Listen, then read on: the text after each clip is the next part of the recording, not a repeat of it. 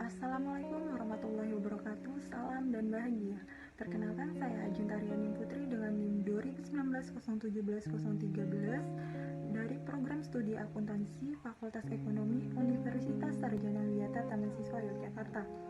Di sini saya akan menyampaikan program kerja individu saya, yaitu tentang sosialisasi perilaku hidup bersih sehat dan pola berpikir sehat. Apa itu PHBS? PHBS atau perilaku hidup bersih dan sehat adalah upaya untuk memperkuat budaya seseorang, kelompok maupun masyarakat agar peduli dan menguatkan kesehatan untuk mewujudkan kehidupan yang lebih berkualitas. Perilaku hidup bersih dan sehat bertujuan memberikan pengalaman belajar atau menciptakan suatu kondisi bagi perorangan, kelompok, keluarga dengan membuka jalur komunikasi, informasi, dan edukasi untuk meningkatkan pengetahuan, sikap, serta perilaku sehingga masyarakat sadar mau dan mampu mempraktikkan perilaku hidup bersih dan sehat.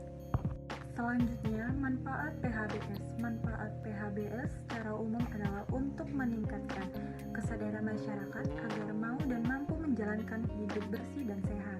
Hal tersebut menjadi penting untuk dilakukan agar masyarakat sadar dan dapat mencegah serta mengantisipasi atau menanggulangi masalah-masalah kesehatan yang mungkin muncul. Selain itu, dengan menerapkan dan mempraktikkan PHBS, diharapkan masyarakat mampu menciptakan lingkungan yang sehat serta dapat meningkatkan kualitas hidup. Di sini ada indikator PHBS. Di dalam PHBS sendiri terdapat indikator yang pertama, persalinan ditolong oleh tenaga kesehatan. Tenaga kesehatan yang dimaksud adalah dokter, bidan, dan tenaga pramedis lainnya. Hal ini dikarenakan masih ada kelompok masyarakat yang masih mengandalkan tenaga non-medis untuk membantu persalinan seperti dukun bayi atau praji. Selain tidak aman dan penanganannya pun tidak steril, penanganan oleh dukun bayi atau praji ini pun dikhawatirkan berisiko. Yang kedua, memberikan ASI atau air susu ibu eksklusif. Seorang ibu perlu memberikan ASI eksklusif pada bayi, yaitu pemberian ASI tanpa makanan dan minuman tambahan lainnya sejak kelahiran hingga usia 6 bulan. Untuk yang ketiga, menimbang bayi dan anak sampai dengan usia 6 tahun secara rutin setiap bulan. Penimbangan bayi dan balita setiap bulan dimaksud untuk memantau pertumbuhan balita tersebut setiap bulan. Penimbangan ini dilaksanakan di posyandu atau pos pelayanan terpadu mulai usia 1 bulan hingga 5 tahun. Setelah dilakukan penimbangan, dicatat hasilnya di buku KMS atau Kartu Menuju Sehat. Dari catatan KMS dapat diketahui dan dipantau perkembangan dari bayi dan balita tersebut. Untuk yang keempat, menggunakan air bersih. Menggunakan air bersih dalam kehidupan sehari-hari seperti memasak, mandi, hingga untuk kebutuhan air minum. Air yang tidak bersih banyak mengandung kuman dan bakteri yang dapat menyebabkan berbagai macam penyakit. Selanjutnya yang kelima, cuci tangan pakai sabun atau STPS dengan benar. Mencuci tangan di air mengalir dan memakai sabun dapat menghilangkan berbagai macam kuman dan kotoran yang menempel di tangan sehingga tangan bersih dan terbebas dari kuman.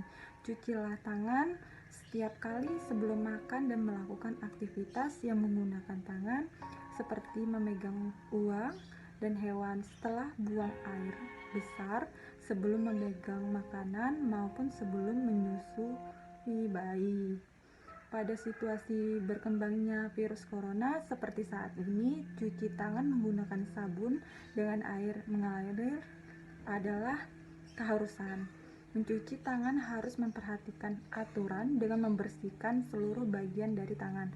Selanjutnya yang keenam, menggunakan jamban sehat. Jamban adalah suatu ruangan yang mempunyai fasilitas pembuangan kotoran manusia yang terdiri atas tempat jongkok atau tempat duduk dengan layar angsa atau tanpa layar angsa atau cemplung yang dilengkapi dengan unit penampungan kotoran dan air untuk membersihkannya.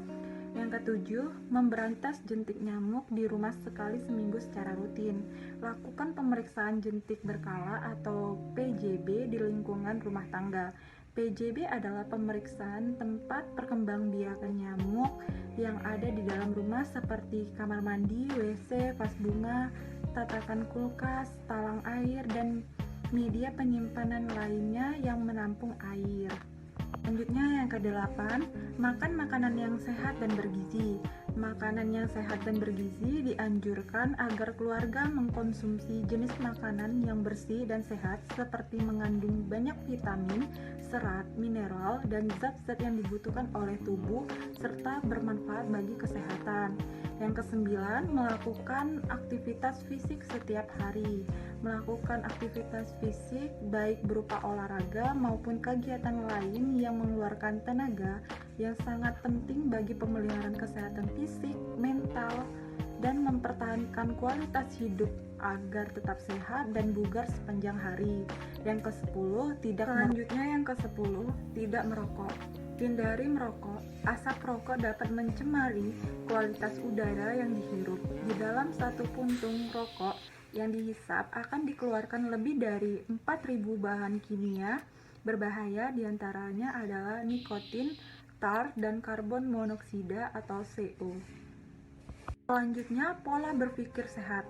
Berpikir positif yang berarti melihat segala sesuatu yang dihadapi atau dicermati dari segi positif dan memberikan pemikirannya berproses secara positif dan kemudian mempengaruhi sikap perilaku positif.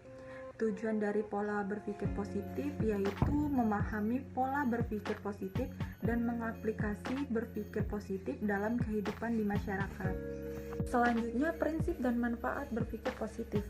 Prinsip berpikir positif yaitu percaya akan kemampuan diri, optimis, bersikap tenang dalam menggapai sesuatu, hargai diri sendiri, dan jangan merasa terpaksa. Untuk manfaat berpikir positif, yang pertama, membentuk kepribadian yang baik. Yang kedua, memberikan energi yang besar untuk berpikir kreatif. Yang ketiga, menciptakan hubungan yang baik antar manusia. Yang keempat, memelihara kesehatan jasmani dan rohani. Baik, sekian sosialisasi yang dapat saya sampaikan. Kurang dan lebih saya mohon maaf. Saya akhiri dengan salam.